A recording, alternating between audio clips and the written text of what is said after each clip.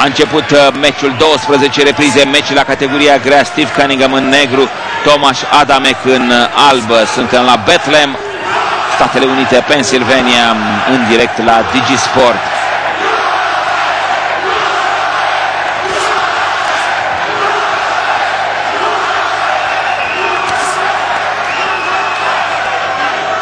Vom vedea dacă viteza de lovire a lui Cunningham va aduce mai multe puncte decât forța de lovire a lui Tomasz Adamek.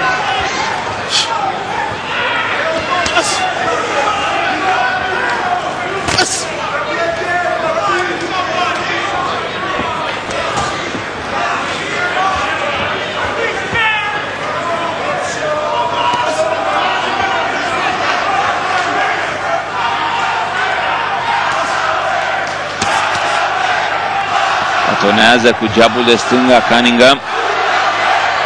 Adamek însă stă în mijlocul ringului. Are nevoie de multă mișcare americanul.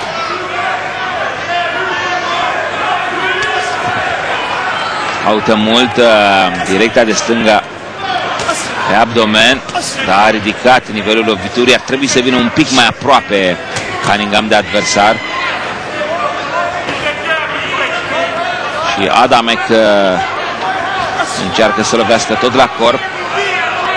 Pare în prima repriză o strategie asemănătoare.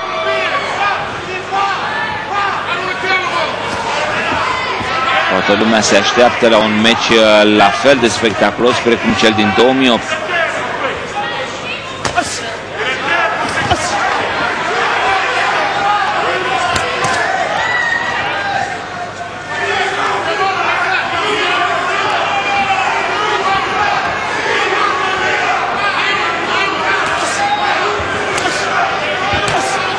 Da, bine s-a dus a doua directă de stânga a lui Cunningham. Destul de aproape. Are nevoie de o deplasare cât mai bună în ring Cunningham, să nu stea cu spatele pe corzile ringului atunci când se dezlănțuie polonezul. Două croșee ratate, stânga-dreapta ale lui Adamek.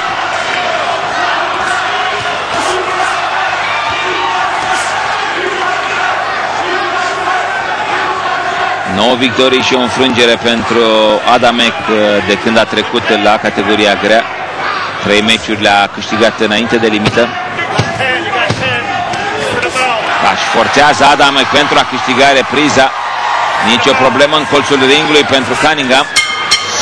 Și se încheie